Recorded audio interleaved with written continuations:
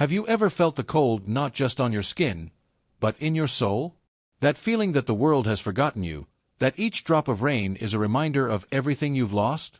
I felt it. That night, the streets of Atlanta were my home, and the sky, my only roof. I remember the sound of cars passing by, the distant lights reflecting in the puddles, and the blanket that was all I possessed. Torn, dirty, but it was mine. It was the only embrace I had left. When I close my eyes, I can still hear the wind singing between the buildings, as if God were trying to tell me something I didn't understand. I was only 10 years old, but I already knew what the silence of hunger and the weight of loneliness were like. Sometimes, I imagined that if I slept long enough, maybe I would wake up somewhere else. A place with the smell of warm bread and my mother's voice calling my name. Before continuing, I want to say that I ask God to bless you with all His infinite love, giving you much health, peace, joy, and faith, because we can never lose faith in God, for He will never abandon us, because His love is eternal and infinite. I also take this opportunity to ask you to like the video and subscribe to the channel. This helps me a lot, thank you. That night, however, was different. There was something in the air. Something I couldn't explain.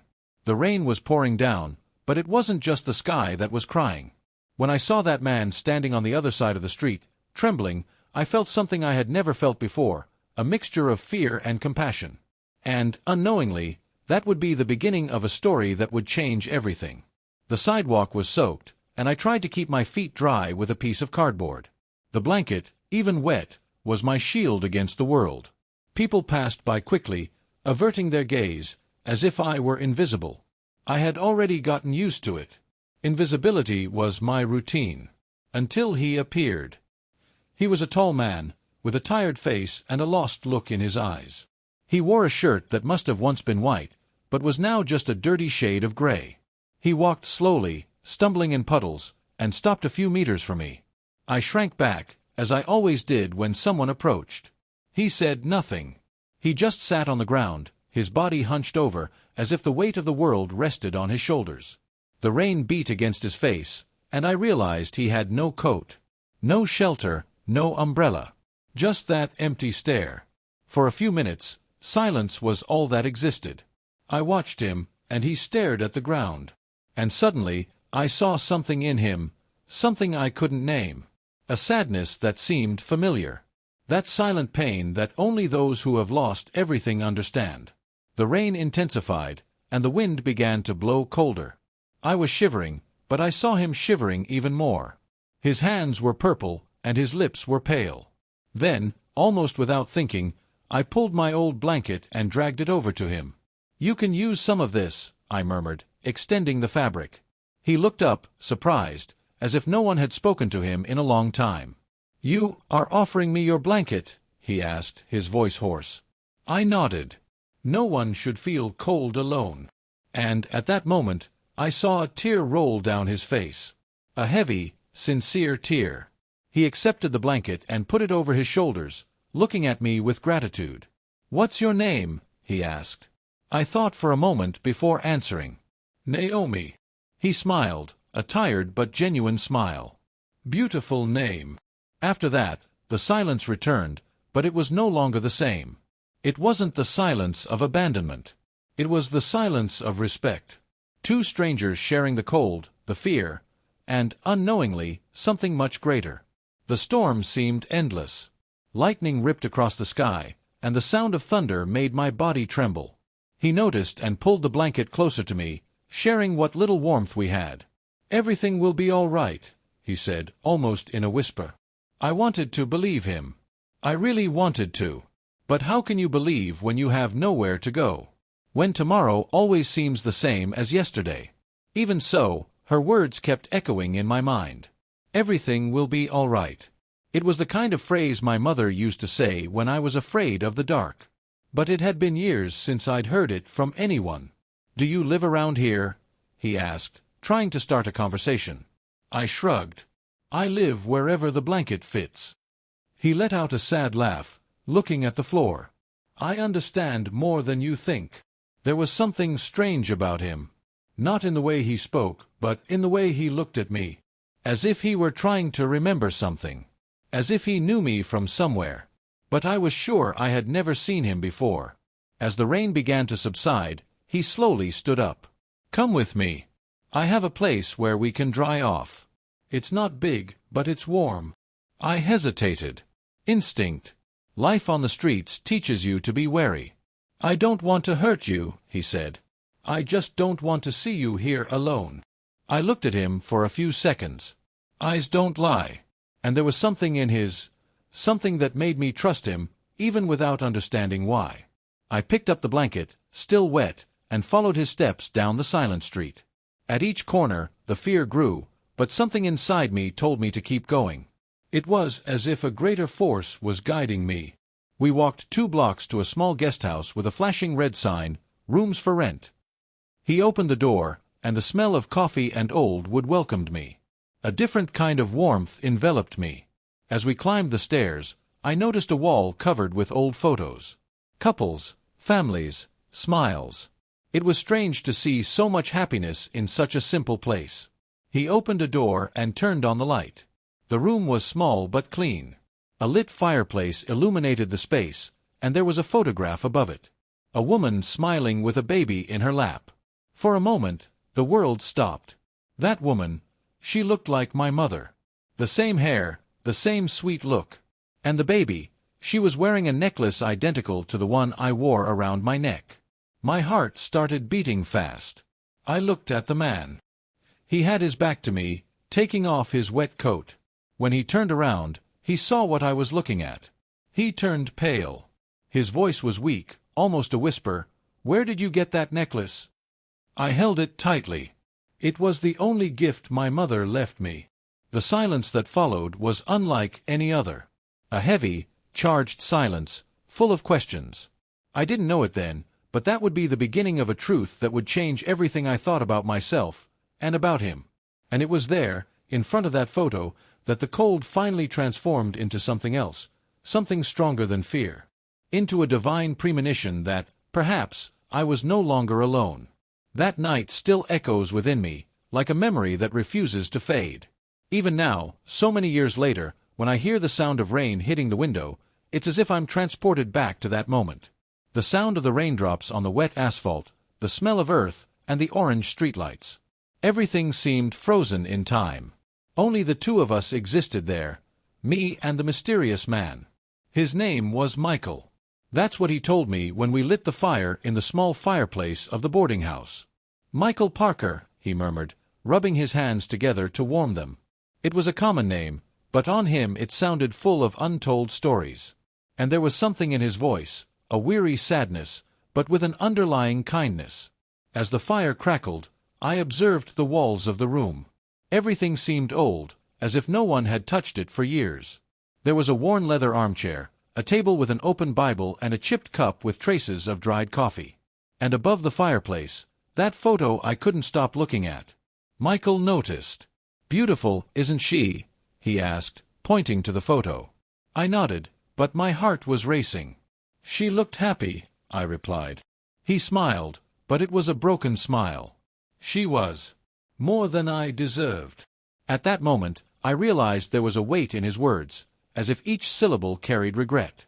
He sat near the fireplace, and the reflection of the flames illuminated his face, revealing deep wrinkles and teary eyes. He looked like a man who had lost everything, not just things, but pieces of his own soul. He offered me a cup of hot tea. I accepted it hesitantly, but the warmth of the liquid was such a relief that my hands began to tremble. "How long have you been on the streets?" he asked. I shook my head, too afraid to answer.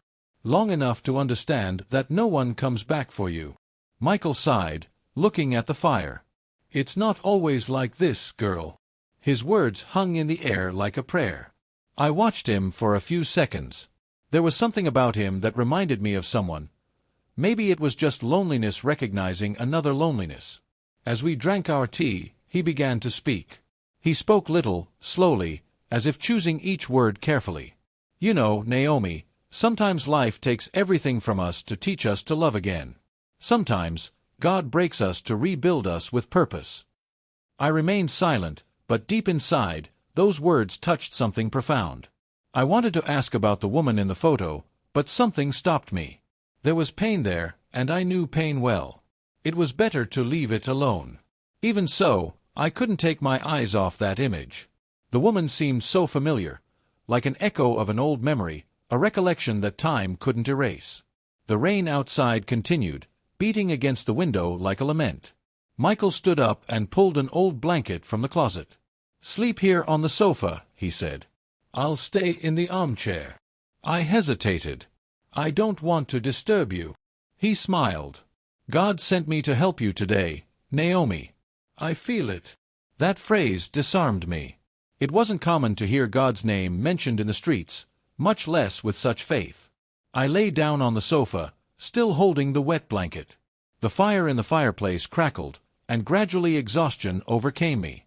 But before falling asleep, I saw Michael on his knees, silently praying. I don't know how much time passed. I woke up in the middle of the night to a muffled sound. He was crying. I stayed quiet, pretending to be asleep. His words were almost inaudible, but I could hear, "Lord, if it's true, show me.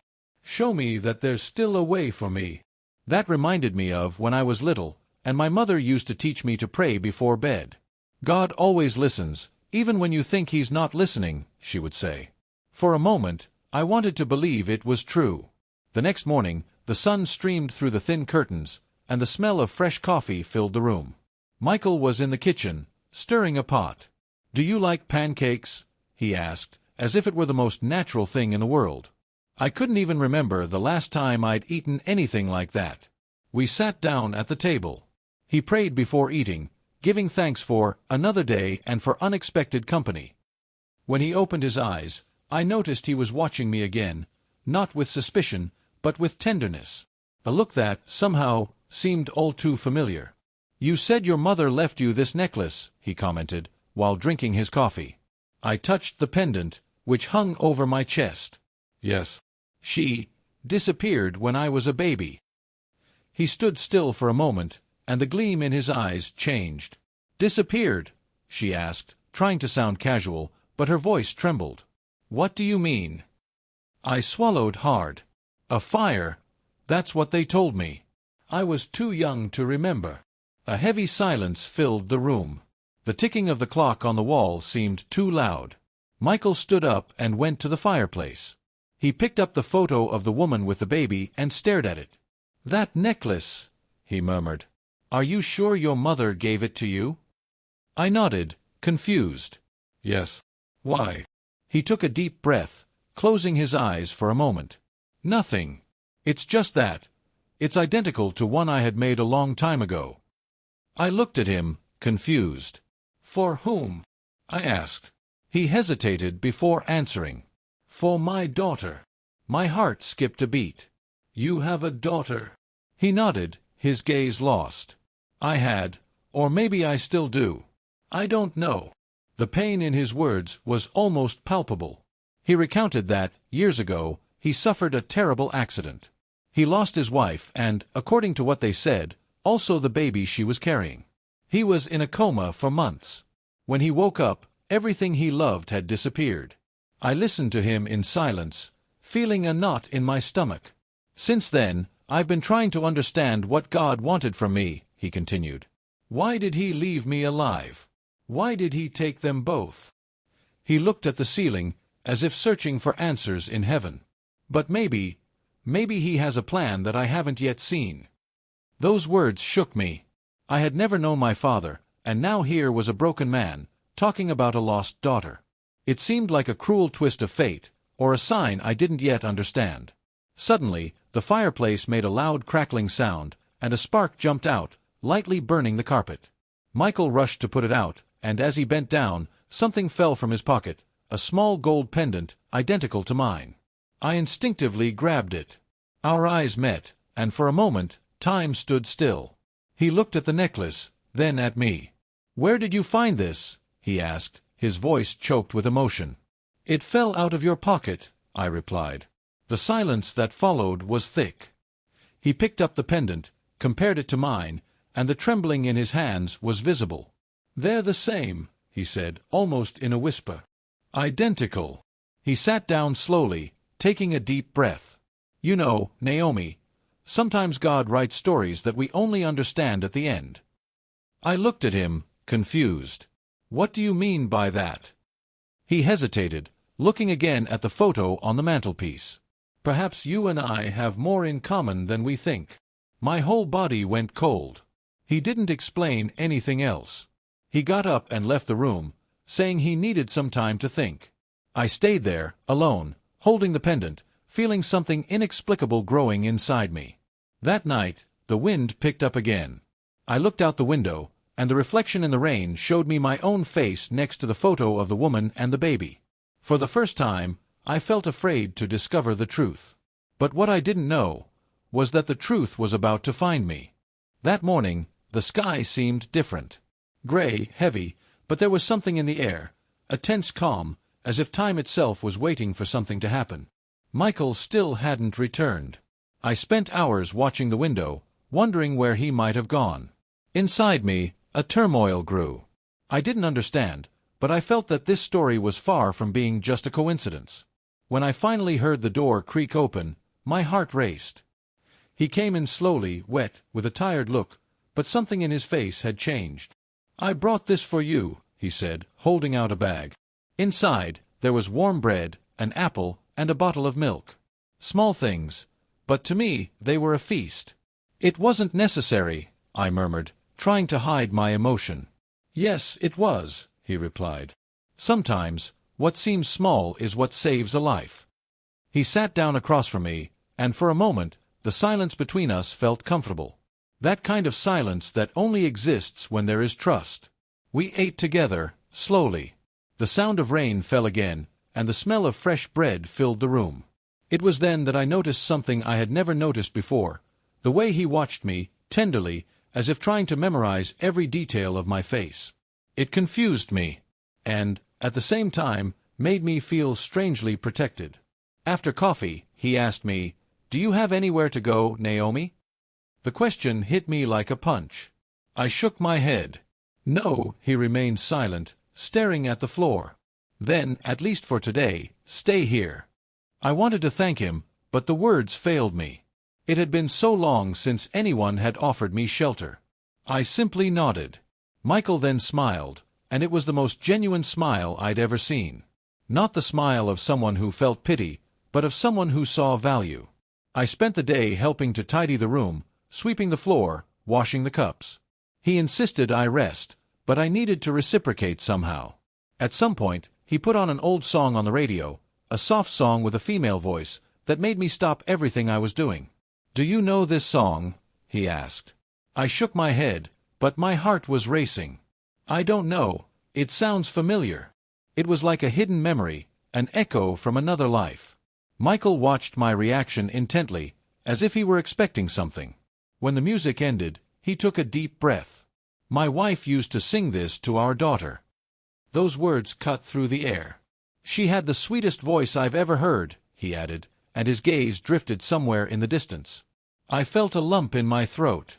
I didn't know what to say. I just stood there, silent, listening to the crackling of the fireplace. I wanted to ask more, but the fear of hurting him silenced me. Sometimes, love for others is like that, the care not to touch where it hurts. In the late afternoon, the rain intensified. The wind was so strong that the windows rattled. Michael went to the closet and got the blanket, the same one I had shared with him outside. "You should keep this," he said, handing it to me. I shook my head. "No. I lent it to you. Now it's yours." He smiled, and in that smile there was something more than gratitude. "Naomi, you don't understand. That gesture changed something inside me." I was breathless. "What do you mean?" He took a deep breath. "Last night, when you covered me with your blanket, I saw God in action." The words hit me like a wave. "God." He nodded. "I was lost, completely. I no longer believed there was goodness in the world. But then, a girl with nothing gave me everything she had." I couldn't answer. Tears came before words.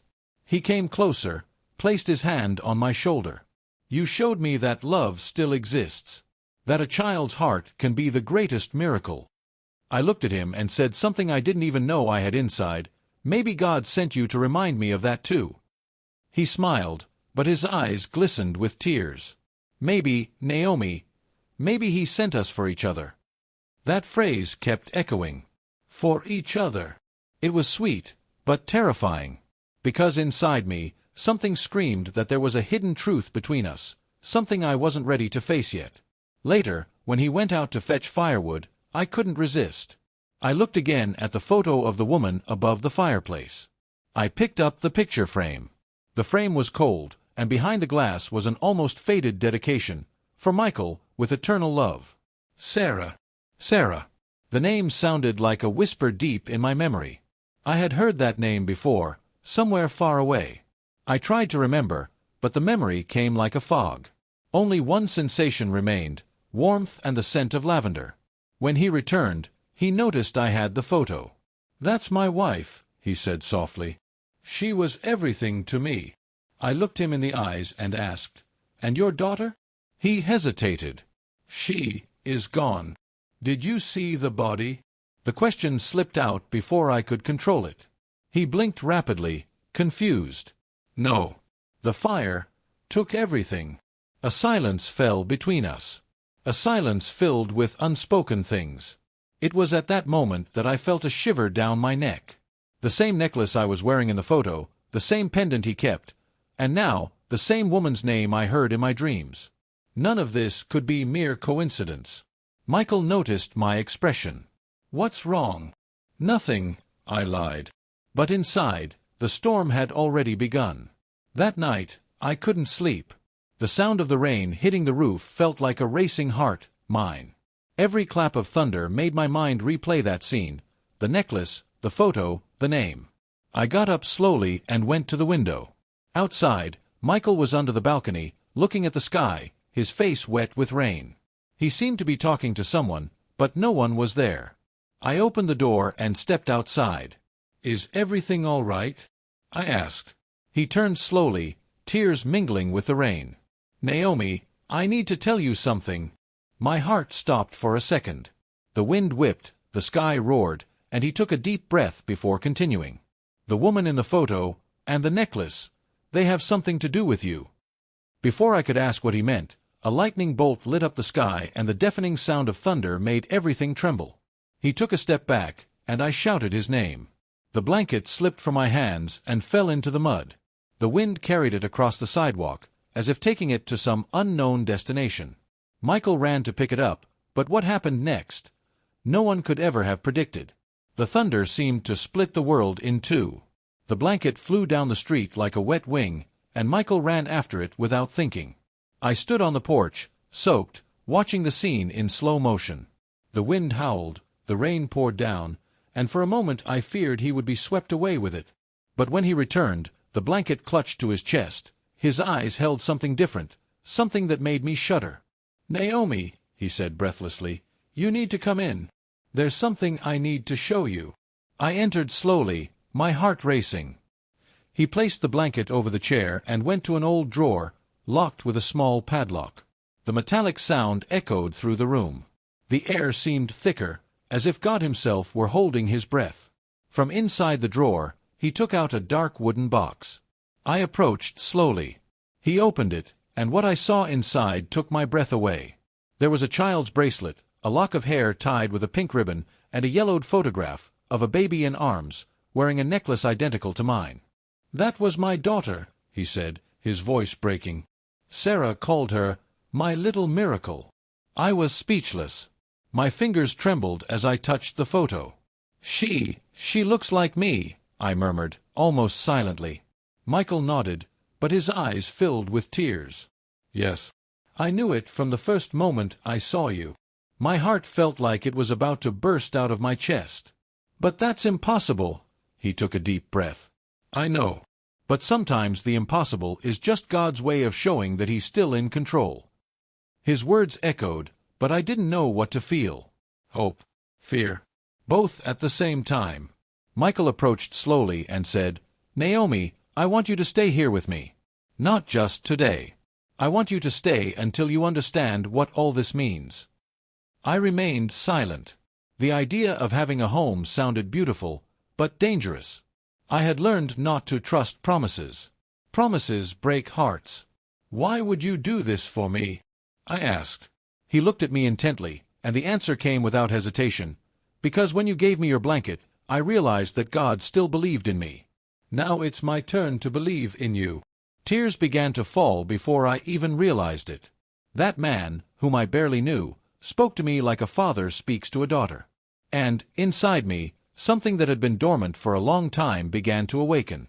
In the following days, I stayed there with him. Michael taught me how to cook pancakes, make coffee, and even light the fireplace without fear of the fire. Each simple gesture seemed to carry a greater meaning, as if God were sewing new threads of hope into my soul. But there was something I couldn't ignore. Every time he looked at the necklace, his expression changed. It was as if a ghost from the past still haunted him. Sometimes, he would lock himself in his room and I would hear him praying softly, asking forgiveness for something he didn't understand.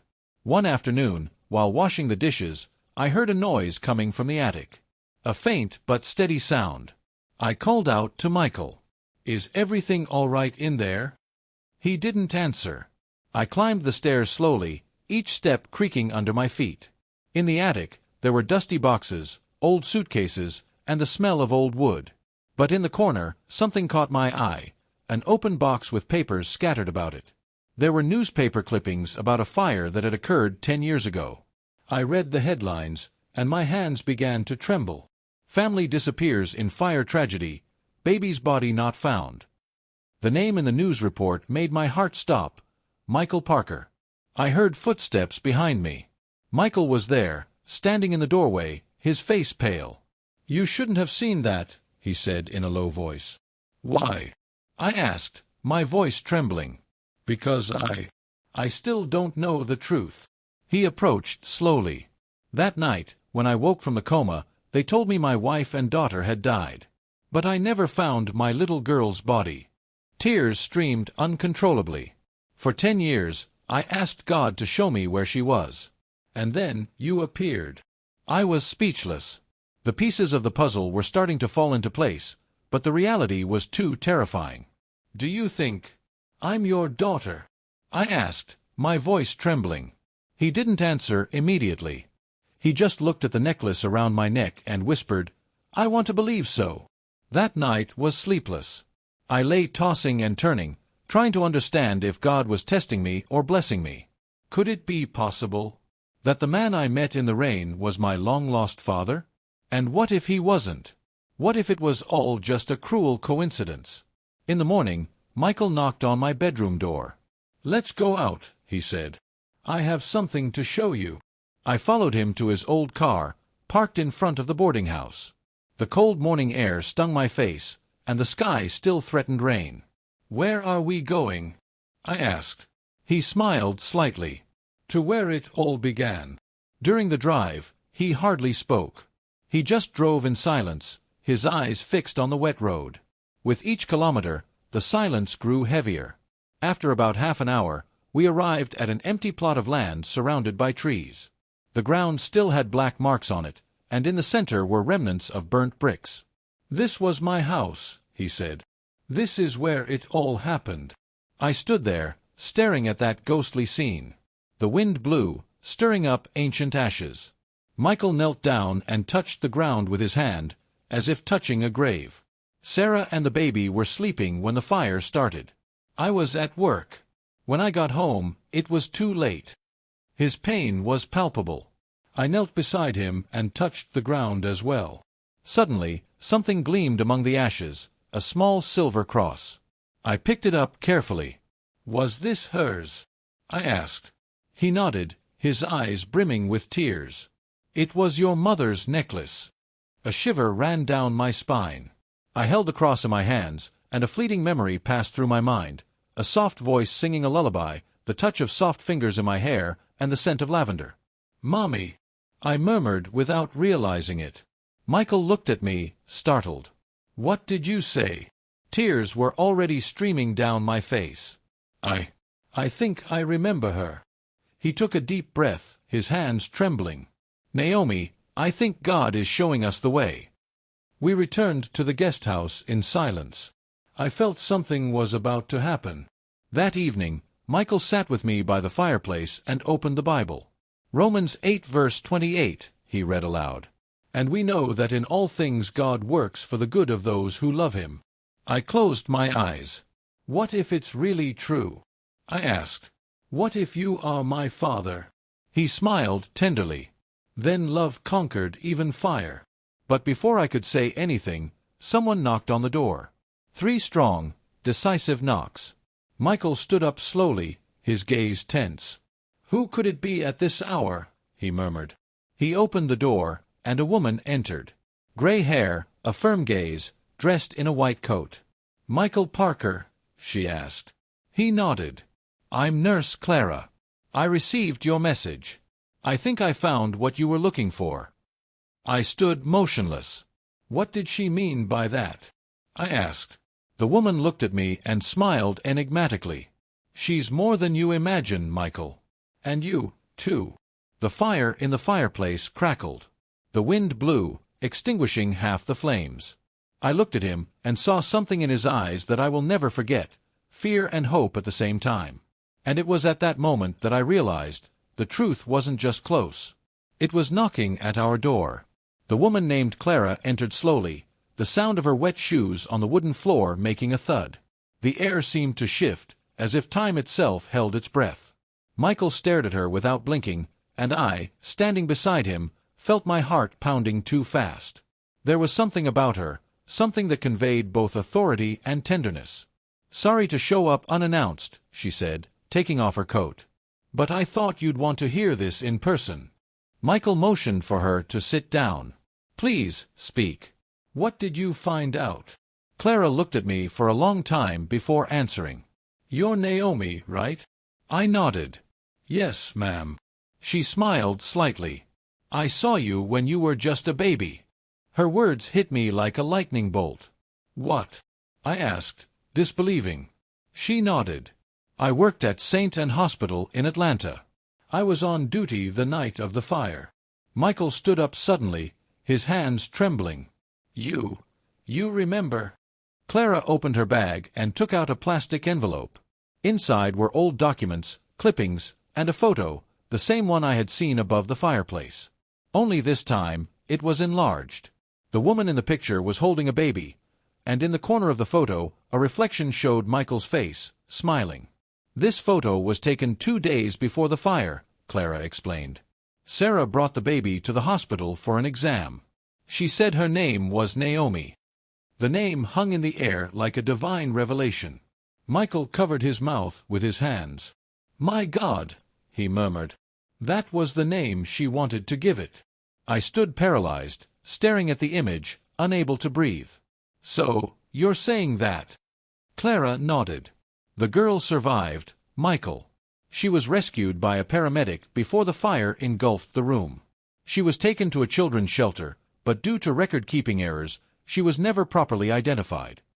My legs gave way. Michael ran to me, holding me by the shoulders. Naomi, do you understand? You are my daughter. The room spun. I couldn't process what I was hearing.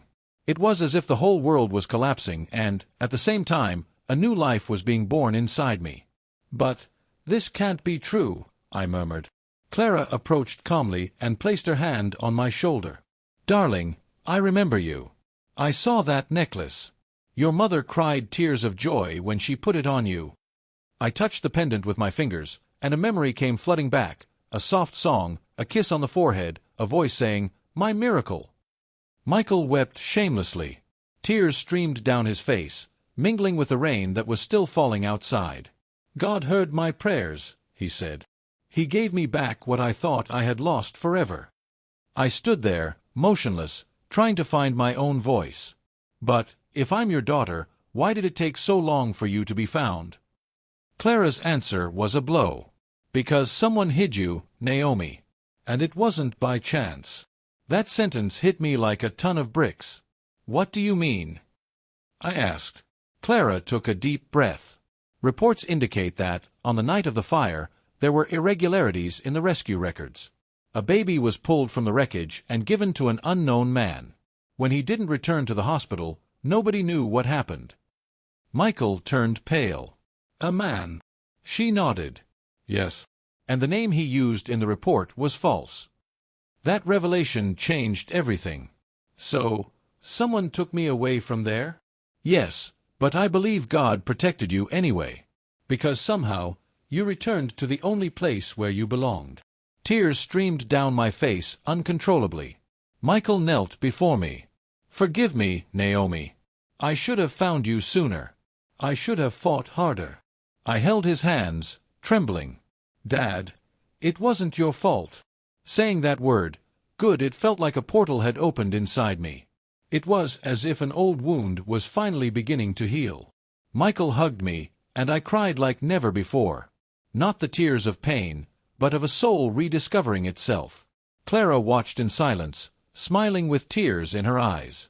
You are living proof that God's love has no end, she said.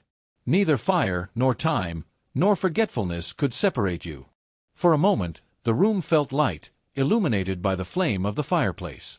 But then, a strong wind blew in through the open window and knocked the photograph over. The glass shattered on the floor, revealing something no one had noticed before. Behind the photograph was a folded sheet of paper, an old note, yellowed with age. Michael carefully picked it up and unfolded it. His eyes widened. My God! What is it? I asked, my heart racing. He showed me the paper. It was a handwritten letter, in a woman's delicate handwriting. At the top, it read, If anything happens to me, give this to Michael. Michael's voice faltered. It's from Sarah. He began to read aloud, his voice trembling. My love, if you're reading this, it means something has gone wrong. Promise me you'll protect our daughter. There are things you don't know about the fire. It wasn't an accident. A heavy silence fell. The flames in the fireplace flickered, casting shadows on the walls. It wasn't an accident, I repeated, trying to understand. Clara frowned. What did she mean by that? Michael was as pale as a ghost. She knew something. She knew. He pressed the letter against his chest. Naomi, there's more here. He continued reading, If I don't return, look for Nurse Clara. She knows where the documents are. Trust her. Trust God. We all looked at Clara. She stood motionless, her breath short. I didn't know Sarah had let this happen. Michael stared at her. But you knew something was wrong. She lowered her gaze. Yes. I just didn't know how much. My whole body was trembling. The past I never knew now seemed like a labyrinth of secrets. So, the fire was started on purpose? I asked, my voice almost fading away. Clara took a deep breath. Maybe. Sarah suspected someone. She spoke of a man who was lurking around the hospital, someone who wanted to take her and the baby away. Michael clenched his hands tightly. Who would be capable of this? The nurse hesitated, then replied in a firm voice, someone she loved. Someone close. The silence was absolute. I felt my stomach churn. The fire in the fireplace crackled, casting light on the letter in Michael's hands. Who, Clara? He insisted. She looked at him, and a tear slowly rolled down her cheek. Sarah believed that the fire was caused by her own brother. The ground seemed to disappear beneath my feet. Michael recoiled, shaking his head in denial. My brother? That's impossible. But deep down, something in his eyes said he feared it might be true. The wind blew again, extinguishing part of the fireplace flame. Shadows covered half the room, and the silence became a restrained prayer. Clara grabbed her bag, took out a small flash drive, and placed it on the table. Here are the reports and photos from the night of the fire. I think it's time you all saw what really happened. Michael picked up the object, his hands trembling. What's here could change everything, Naomi. Absolutely everything. I looked at him, and for the first time I felt afraid of what we would discover. It wasn't just about the past. It was about who we really were, and what else might be hidden that night. That night, the silence weighed like lead. The rain had stopped, but the sound of the drops running down the gutter seemed to whisper ancient secrets. Michael held the flash drive in his hands as if it were something sacred, and Clara watched in silence, her gaze distant. I felt my heart racing, as if something much bigger than us was about to be revealed. Should we see what's inside? I asked, trying to hide my fear. Michael nodded slowly. The truth needs to be known, Naomi. Even if it hurts. He turned on the old laptop that sat on the table, and the startup hiss was louder than it should have been. When the screen lit up, Clara approached. These files were kept for safekeeping. No one should ever have access to them, but Sarah trusted me. Her name hung in the air like a vivid memory. What exactly is in them? I asked. Clara took a deep breath. Medical reports, hospital admission records, and photos from the investigation. Her stomach churned. Michael plugged in the flash drive, and the screen displayed several folders, each with a different date. May 2nd, he murmured. The day of the fire. When I opened the folder, the first image appeared, a house on fire, sirens reflecting off the windows, and a group of firefighters trying to contain the flames. Even through the screen, you could feel the desperation frozen in that photograph. My God, I whispered, covering my mouth. Michael clicked on the next image. It was the baby's room, the crib burned, toys melted, and in the corner, a small partially intact flowered blanket. That blanket, he said. Sarah hand-sewed it. I remember the day we bought the fabric. The third photo showed an ambulance, and in the background, a man in a cap carrying something in his arms. His face was partially covered, but there was something familiar about him. Who is that? I asked. Clara moved closer. That's the problem. Nobody ever identified this man. He came in saying he was a relative of the family and disappeared. Michael took a step back, as if he'd been punched. Her brother, David. The name came out as a whisper of pain. He was always around. Sarah said he'd been acting strangely lately. I thought she was afraid of him. Clara nodded in confirmation. She told me that her brother got involved with dangerous people and that he was desperate for money. But I never imagined he was capable of something like this. Michael clenched his fists. If it was him, then the fire was intentional. He killed my wife. The weight of those words hung in the air. I stepped back, trying to process it. But why? Why would he do that? Michael looked at me, his eyes red. Out of envy. Out of anger. He could never stand to see Sarah happy. Tears streamed silently down his face. I trusted him. I would have placed my life in his hands. And he destroyed everything. Clara touched Michael's shoulder. Revenge won't heal this. Only the truth can. Those words pierced me like an arrow. The truth. I needed it as much as he did. The truth about the fire, about who I was, about why God had brought me back now. Michael continued exploring the files. There was a report from the fire department.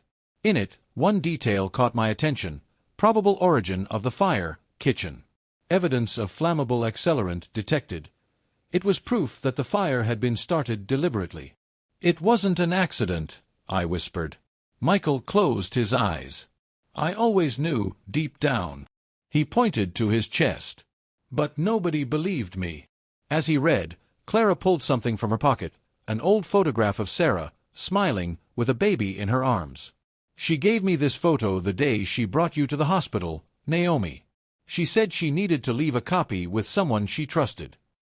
I held the photo in my hands. The paper was worn, but you could still see the sparkle in her eyes. It was the same sparkle I saw when I looked in the mirror. I felt a lump in my throat.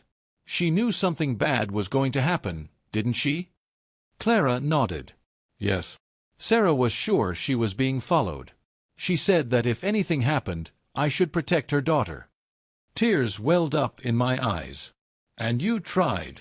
I tried, Clara replied. But when I went back to the shelter to look for you, they said you had been adopted by a family from another city. But there was no record, no address, nothing. She paused. Someone took you from there and made you disappear. Michael looked at me with pain in his eyes. My God, and all this time, you were alive. Alone. The silence that followed was suffocating. I didn't know what to say. Part of me wanted to scream, part wanted to hug him and never let go. Clara saved the photo and stood up. There's one more thing. When I revisited the hospital, I found a name in the visitor files from the day of the fire. A name that wasn't in any investigation. Who? I asked. She hesitated. A man named Harold M. Wilson. Michael frowned. Wilson? Never heard of him. Clara shook her head. Maybe Sarah trusted him. Maybe she was deceived. His mind seemed to race miles per second. Harold M. Wilson. That sounds familiar. He closed his eyes, trying to remember. Wait. Sarah volunteered at an orphanage. The director's name was Harold Wilson. Clara nodded. The same name. And guess who signed the girls' admission form at the shelter after the fire? Michael and I said at the same time, Harold Wilson. The air grew heavy. Then he took my daughter and handed her over to someone. But why? Michael took a deep breath. Because he must have been involved. Maybe he was paid to cover his tracks. I was trembling. Each new discovery opened more wounds than it healed. It was like walking through a minefield of memories I didn't even know I had. What if this man is still alive? I asked. Clara looked at me seriously. Then you need to find him. Michael stood up. We'll find him. I swear. His voice sounded different now. No longer that of a broken man, but of a determined father. God gave me a second chance, Naomi. And I'm not going to waste it. We looked at Sarah's photo one more time. It was as if she were smiling at us from somewhere beyond the pain, asking us to keep going. I closed my eyes and said a silent prayer. Lord, give us strength to discover the truth. That's when the old phone in the boarding house rang. The loud, unexpected sound cut through the silence. Michael looked at me, startled. Who would call at this hour? Clara stood still. Answer it, she said. I picked up the phone with trembling hands. Hello. On the other end, a hoarse male voice replied, If you want to know the truth about Sarah, stop looking. My heart froze. Who's speaking? The voice remained cold. Some stories should stay buried, girl. Before the fire starts burning again. The line went dead. The dry sound of the disconnection echoed through the room. Michael stared at me, pale. What did he say? I swallowed hard. He said that the fire might come back. The silence that followed was terrifying. Clara approached the window and looked outside. The wind rustled the curtains, and the smell of smoke seemed to spread through the air again, as if the past were coming back to catch up with us. The sound of that call echoed in my mind like a warning from hell itself. Before the fire burns again, those words wouldn't leave my head. Michael turned off the computer and started pacing back and forth, as if trying to organize thoughts that simply didn't fit together. Who was that man? I asked.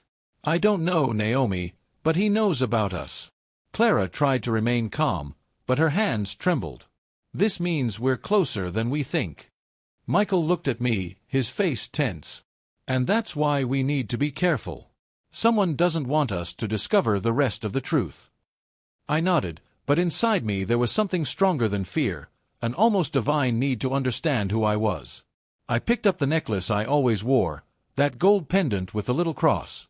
It had always been with me, since the shelter, since before the streets. This necklace, I began, maybe it has something to do with everything. Michael came closer. Your mother wore the same one. I had two made, one for her, one for our daughter. Clara raised her eyebrows. Two. He nodded. Yes. But look at this. Michael went to the drawer and took out the pendant he had kept since he found it. The two were identical. We placed them side by side on the table, and I noticed something I had never seen before, small inscriptions on the edges, almost invisible. I picked up an old magnifying glass that was on the table and looked closely. The letters were tiny, engraved with precision. I read aloud, Psalm 91:11, For he will command his angels concerning you to guard you in all your ways. Psalm 91 verse 11, For he will command his angels concerning you to guard you in all your ways. Silence filled the room. It was as if the verse itself had a life of its own. Michael sat down, his eyes welling with tears. Sarah loved that psalm. She said it was the shield of our family. I held the pendant against my chest. Maybe it's more than that. Maybe it's a sign. Clara watched intently. You said Naomi's necklace came from the shelter, right? I nodded. Yes, I had it with me when they found me. She took a deep breath. Then there might be records of when it was catalogued. These shelters often keep a record of items left with the children. Michael picked up the phone and called the old orphanage where Sarah used to work. The call took a while, but finally a voice answered. St. Hope Institute, good afternoon. He introduced himself, and there was a pause on the other end. Mr. Parker? Hold on a moment. His heart raced. When the clerk returned, she seemed nervous. Your wife's name and a child named Naomi are in our old files. But some of the documents were removed a few years ago by a man who claimed to represent the family. Michael looked at me, perplexed. Who? Harold M. Wilson. The name rang out like a punch in the air. I recognized him immediately, the same name from the hospital reports. Michael clenched his fist. Him again. Clara looked at the floor. This man seemed to control every path. We have to find him, I said without hesitation. Michael looked at me seriously. If he was involved in the fire and took you away, we need proof. I touched the necklace. Maybe it's here. As I was saying this, I felt a small bulge on the back of the pendant. It was almost imperceptible, but it looked like a thin crack, as if something was hidden inside. Dad, look at this. I handed him the necklace. He tried to open it carefully, but it seemed stuck. Clara picked up a pair of tweezers and a thin needle. Leave it to me. With a delicate movement, she pressed a specific point and the pendant opened, revealing a tiny compartment. Inside, there was a fragment of paper folded many times. The air left my lungs. Michael unfolded the paper with trembling hands. The letters were almost erased, but still legible. If you find this, seek the truth at St. Anne Hospital. Room 304. Tell them they are trustworthy to Dr. Harold. Clara stood motionless. Room 304. I know it. It was a restricted archive room, locked for years. Michael stood up immediately. Let's go there now. She grabbed his arm. Wait, Michael. If that man still has influence, you could be in danger. He looked at her firmly. Clara, the danger is not knowing. The decision was made. We grabbed our coats and set off under the cloudy sky. The cold wind whipped against our faces, and the distant sound of thunder seemed to accompany every step. In the car, the silence was total. Michael drove with his eyes fixed on the road, and I held the clasped necklace in my hands, as if it were a sacred key. We arrived at St. Anne Hospital shortly before nightfall. The pale lights reflected off the windows, and the main corridor smelled of disinfectant and old memories. Clara led us to the elevator, and the metallic clang of the doors sounded like a prelude to something inevitable. On the third floor, the hallway was empty. The rusty sign read, Room 304, Restricted Medical Records. Michael tried to open it, but it was locked. Clara pulled a bunch of old keys from her pocket. I kept these just in case. The lock clicked sharply, and the door slowly opened, revealing the dark, dusty interior. Clara turned on her cell phone flashlight. Piles of old folders, boxes, and shelves full of documents covered in cobwebs. Michael began rummaging through the shelves. Look for anything with the name Sarah Parker or Naomi. I started opening drawers and boxes, my heart racing. That's when something caught my eye, a red folder, different from the others, marked with the word confidential. I picked it up and blew away the dust. Inside were medical reports, donation receipts, and a black and white photograph. The image showed my mother next to a man, the same man in the cap from the photos of the fire. But now his face was visible.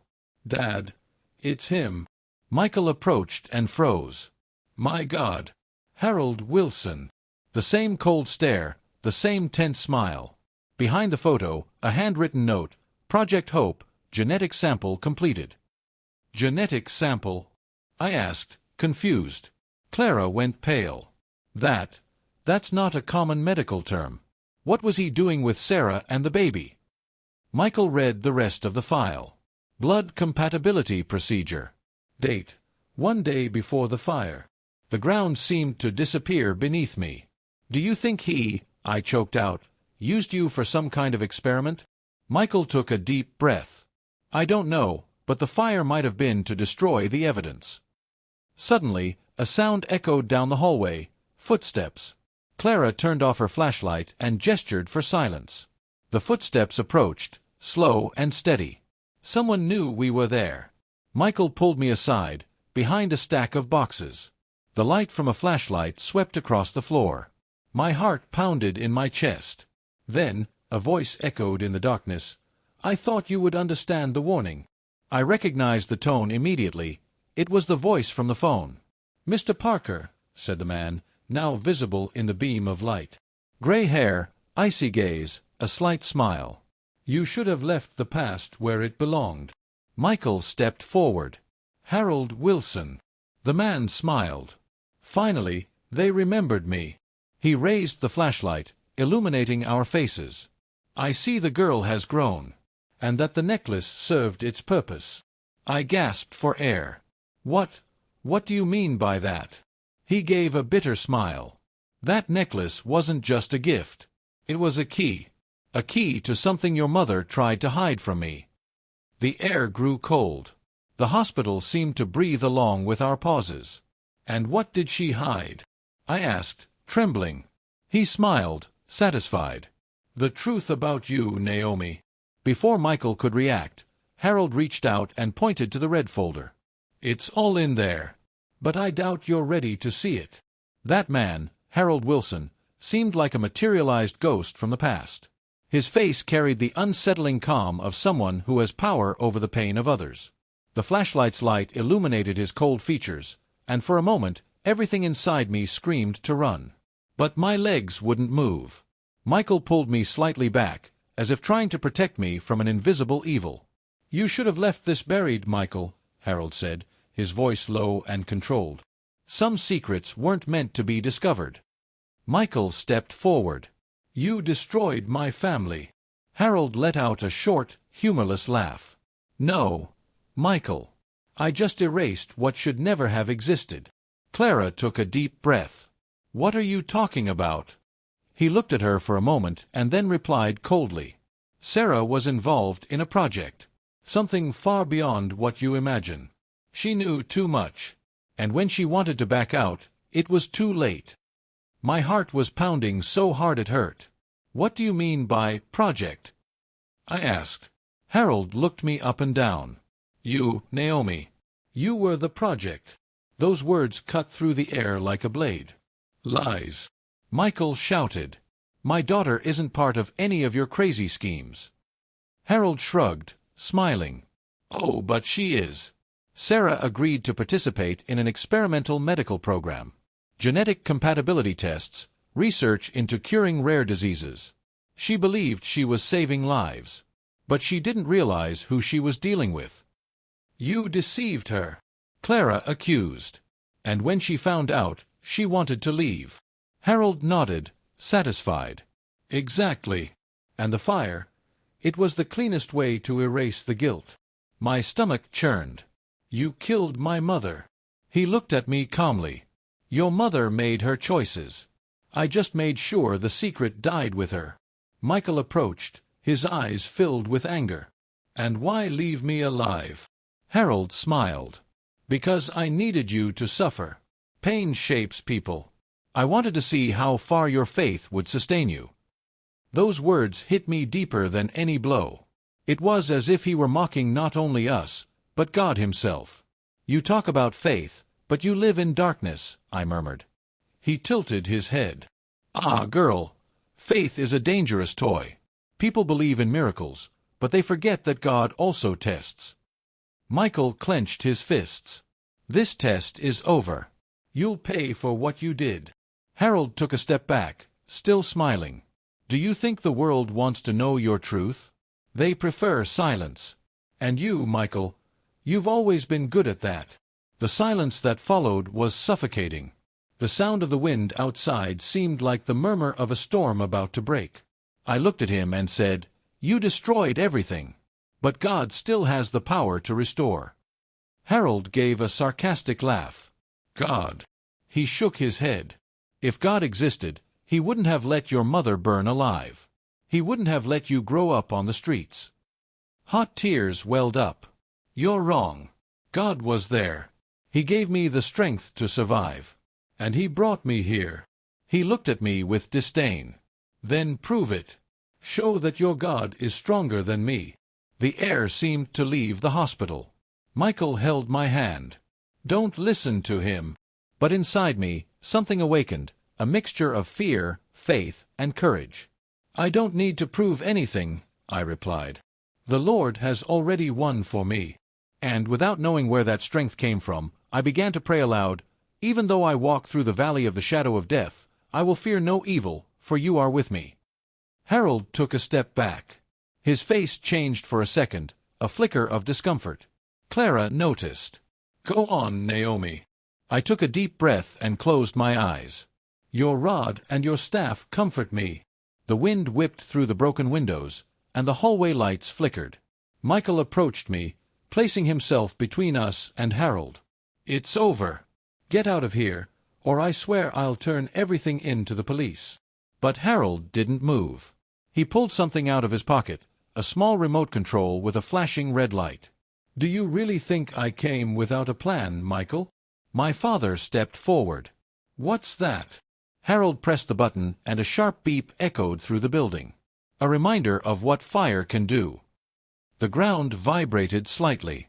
Clara shouted, He planted something here. Michael grabbed my arm. Run! The chase began. The dark corridor seemed endless. The sound of the old hospital's internal sirens echoed everywhere. Harold laughed behind us, the sound of madness mixed with the sound of the flames that were beginning to rise. The doors slammed shut, the lights flickered, and the smell of smoke filled the air again. It was as if the past was repeating itself. I coughed, my eyes burning. Dad, I can't see. He held my hand tightly. Don't let go, Naomi. Not this time. Clara opened a side exit and shouted, This way. But the hallway was filled with smoke. Michael looked around desperately. You have another staircase. He picked me up and ran with all his might. We reached the fire escape. The heat was unbearable. The metallic sound of the steps vibrated beneath our feet.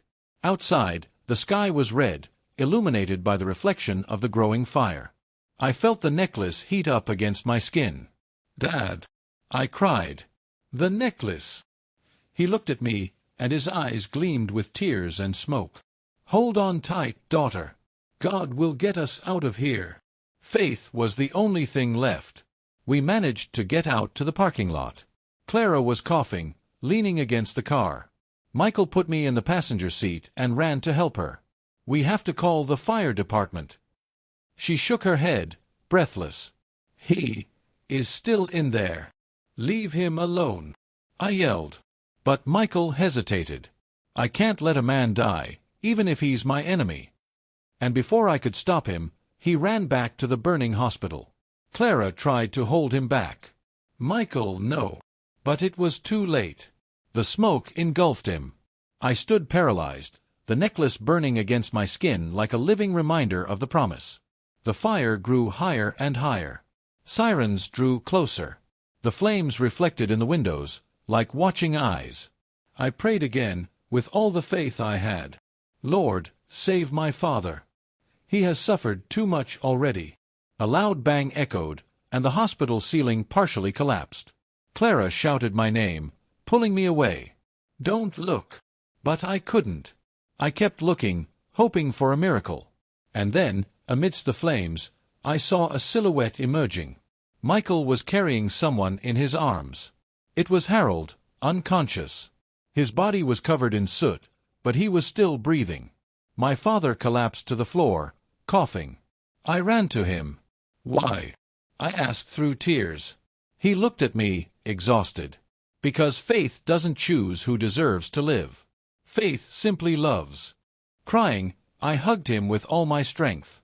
The sirens mingled with the prayers I repeated. Clara looked at the sky, murmuring, God still writes miracles amidst the ashes. But while the firefighters were putting out the fire, one of them came up to us, holding something he had found inside the hospital, a charred metal box. It was hidden in the wall, behind a panel. Michael picked it up carefully. The seal was broken, and inside were papers, old tapes, and a DNA test. He looked at me, his face covered in soot, and the tears returned.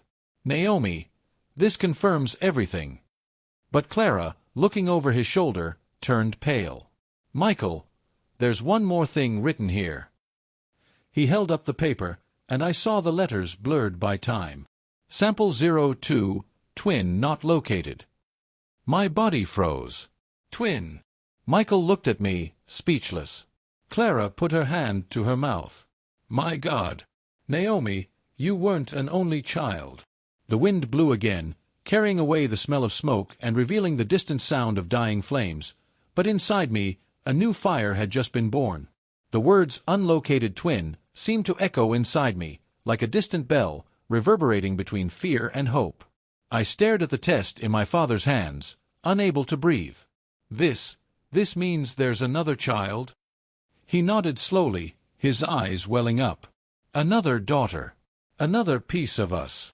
Clara ran her hands through her hair, in shock. "This changes everything. The fire. Maybe it wasn't just to eliminate Sarah and you, Michael. Maybe it was to hide the existence of the two girls." My heart raced. "Two," I repeated, as if I couldn't believe my own words. Michael picked up the metal box again. Inside was another photograph, partially burned. Two infants, identical. One detail stood out. One wore the necklace with the cross, the other had a blue ribbon on her wrist. "My God," he whispered. "They were identical." "So Harold, he knew all along," Clara said, her voice trembling. Michael nodded. "Yes. And that's why he tried to stop us. He knew that if we found the files, we'd find out about the second child." I felt my whole body shudder. "And where is she now?" No one answered. The silence became unbearable. The sirens still echoed in the distance. The smell of smoke permeated the air.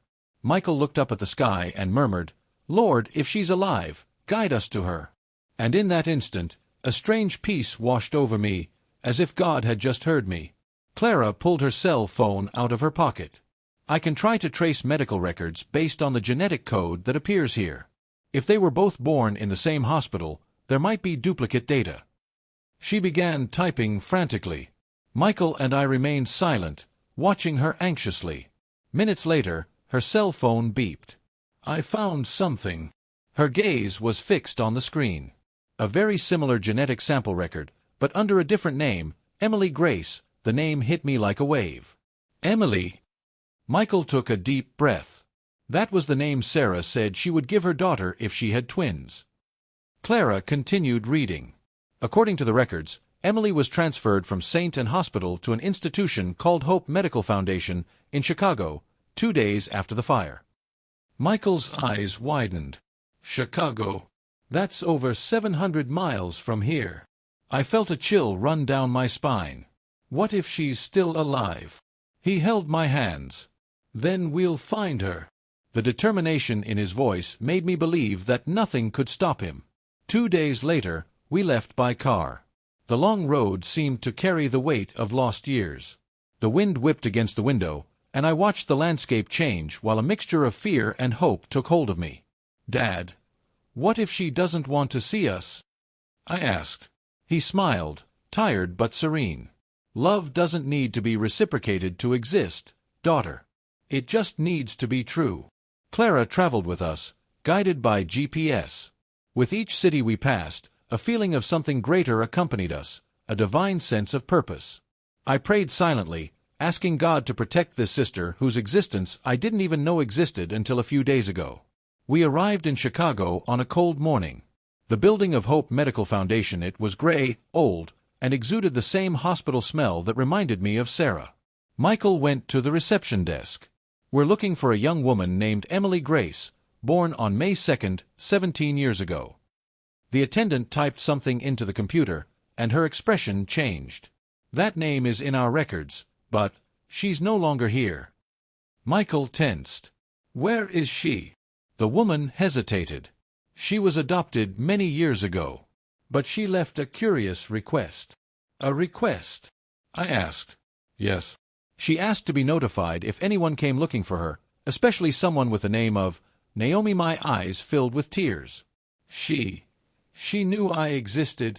The clerk smiled. It seems so. She left a letter, kept in the file. Time stood still as she disappeared down the corridors.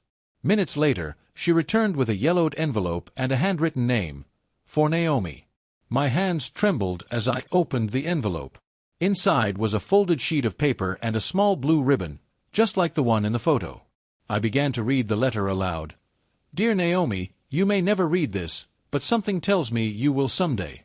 I always felt there was someone like me somewhere, someone who completed what I felt was missing. Tears streamed down her face uncontrollably. I dream of a woman with dark hair and a gentle smile. I think it's our mother. And in my dreams, there's always fire, but there are also hands that save me. I think this fire didn't come to destroy, but to unite what was separated. Michael covered his face with his hands, crying. I continued reading. If you're reading this, know that I've always prayed for you, even without knowing you. And one day, I hope I can hug you, because I believe that God didn't make us alike by chance. I folded the letter, pressing it against my chest. Dad, she believed. Even without knowing. He hugged me tightly. Her faith was the thread that kept this story alive. Clara discreetly wiped away her tears. She must have left an address on the adoption registry.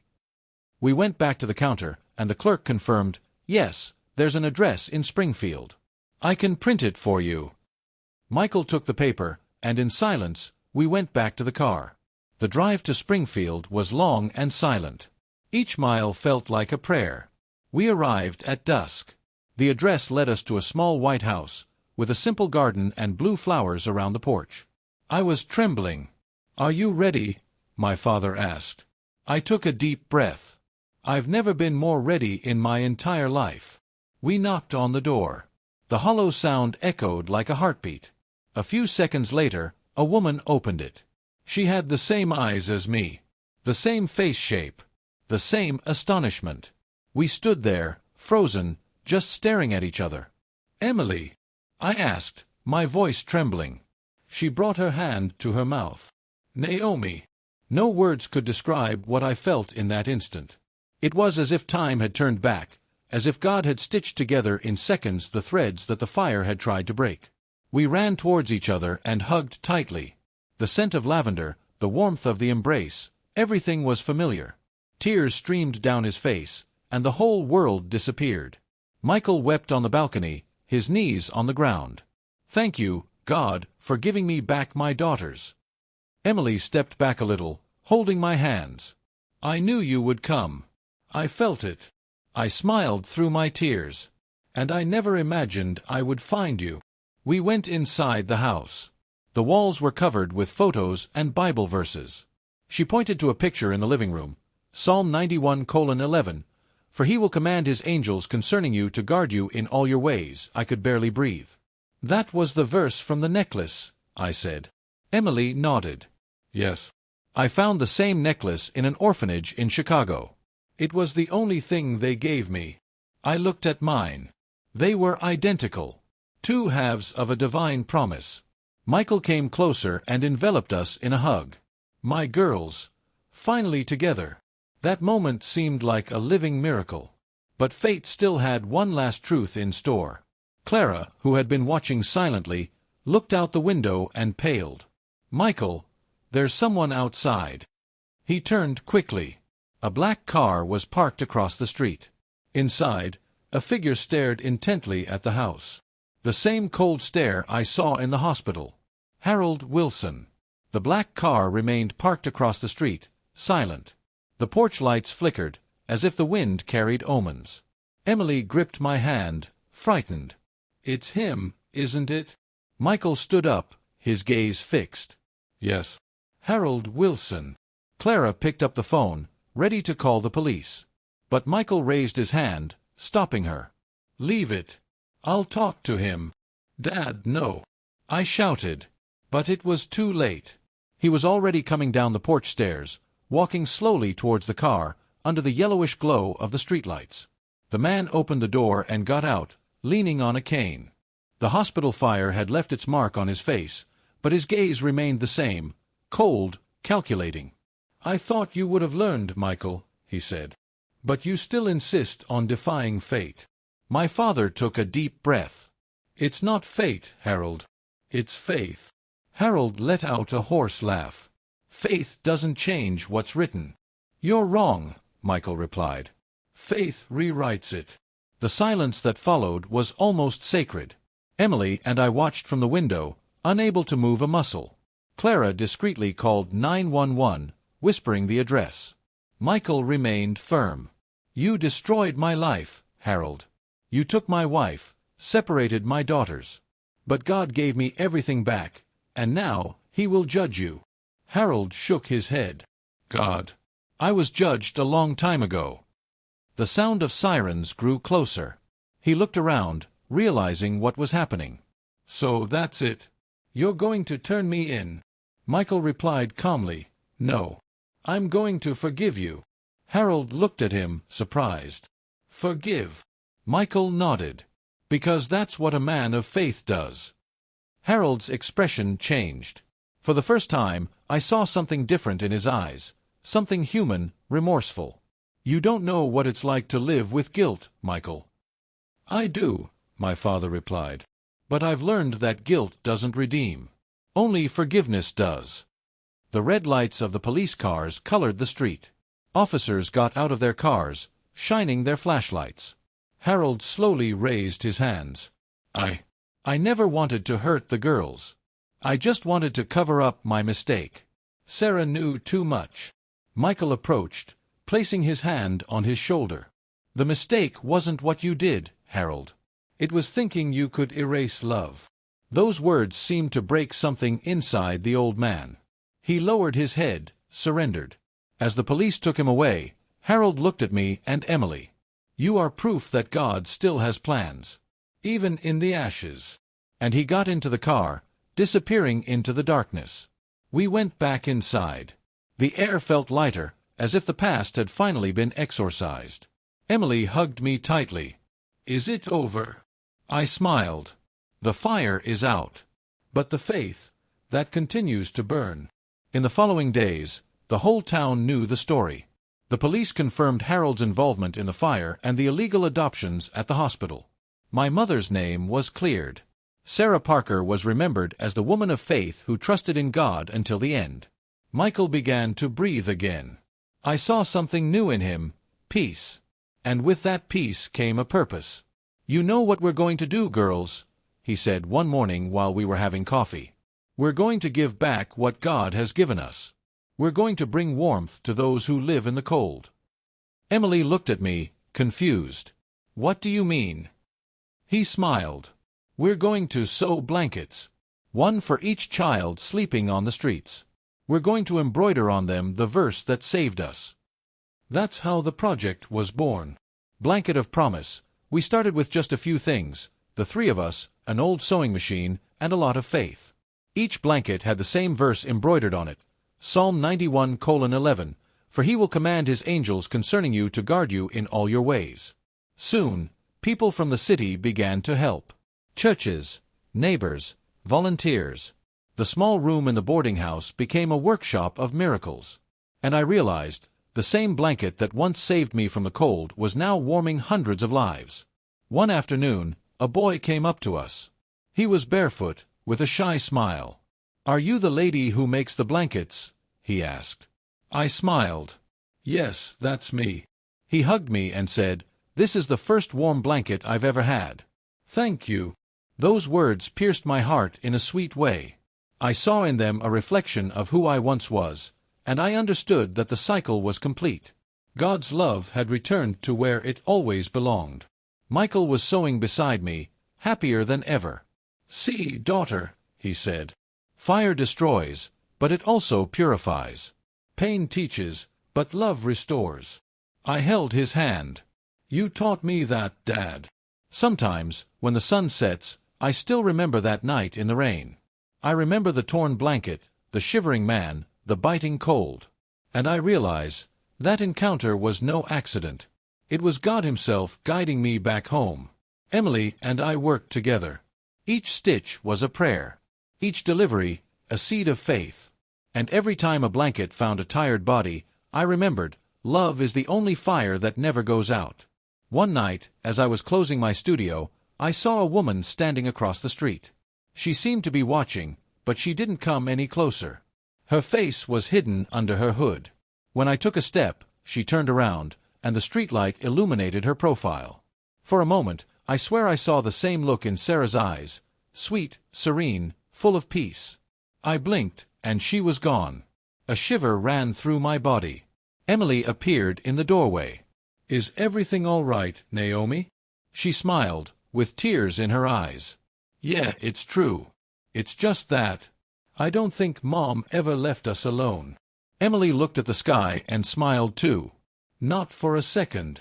That night, I sat by the fireplace with my father and sister. Michael opened the Bible and read aloud, "Weeping may endure for a night, but joy comes in the morning." And we all said together, "Amen." I looked at the old blanket, now framed on the wall. That torn fabric, which had once been all I had become a symbol of something eternal, the promise that God's love always covers us. And as the fire in the fireplace danced, I realized, the flame that burns now doesn't burn, it illuminates. Have you ever thought about how, sometimes, what seems like the end is just the beginning of a miracle? On that cold night in Atlanta, a homeless girl shared what she held most precious, a torn blanket. But what she didn't know was that this simple gesture was the thread God would use to weave an entire new story. Today, when I look back, I understand that nothing was by chance. Every tear, every pain, every lonely step had a purpose. God never wastes suffering. He transforms ashes into testimony, fear into strength, and cold into shelter. Naomi's life teaches us that true love doesn't need abundance, it's born from scarcity. That forgiveness is more powerful than revenge. And that faith, when kept alive, is capable of rekindling even the fire that evil tried to extinguish. You know, maybe you too have faced cold nights. Maybe you felt the weight of loneliness, loss, or the fear of starting over. But I want to tell you, from the bottom of my heart, the same God who rescued Naomi and her father also has beautiful plans for you. He may be silent, but he is never absent. Sometimes, God's silence is simply the sound of him stitching together his miracle, stitch by stitch, patiently, with a thread of love. So I ask you, have you ever felt God's embrace amidst the chaos? Do you believe that a simple gesture can change someone's destiny? What if your blanket, that small act of kindness, that word of faith, is precisely the instrument God wants to use to warm another soul? No matter how much the world tries to extinguish your light, the fire that comes from God does not destroy, it purifies. And when His love covers us, no darkness is strong enough to overcome it. Before I go, I want to leave you with a reminder. If this story touched your heart, share it with someone who needs hope today.